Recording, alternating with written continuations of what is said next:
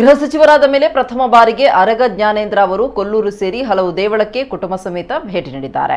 ಉಡುಪಿಯ ಕೊಲ್ಲೂರು ದೇವಳಕ್ಕೆ ಕುಟುಂಬ ಸಮೇತ ಭೇಟಿ ನೀಡಿದ ಸಚಿವರು ಮೂಕಾಂಬಿಕೆಯ ದರ್ಶನ ಪಡೆಕೊಂಡರು.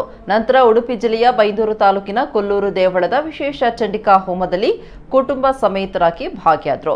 ದೇವಳದ ಪ್ರಧಾನ ಅರ್ಚಕ ಶ್ರೀಧರ್ ಅಡಿಗ ಅವರ ನೇತೃತ್ವದಲ್ಲಿ ಚಂಡಿಕಾ ಯಾಗ ನಡೆಯಿತು. ಇದಕ್ಕೂ ಮೊದಲು ದೇವಳದ ಆಡಳಿತ ಮಂಡಳಿಯಿಂದ ಸಚಿವರಿಗೆ ಸಕಲ ಗೌರವಗಳೊಂದಿಗೆ ಸತ್ಕರಿಸಲಾಯಿತು.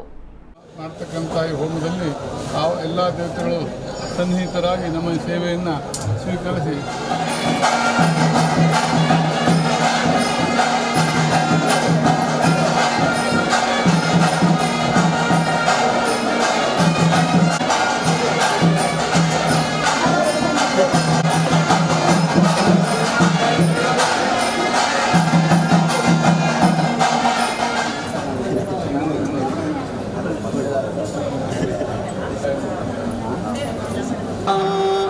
ಫಲಂ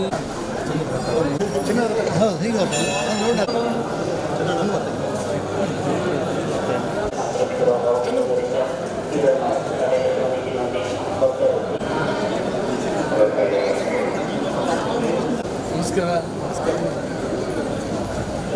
ಈಗ ಬಂದಿ ಆಗಲಿ ಹೋಗ್ಬನ್ನಿ.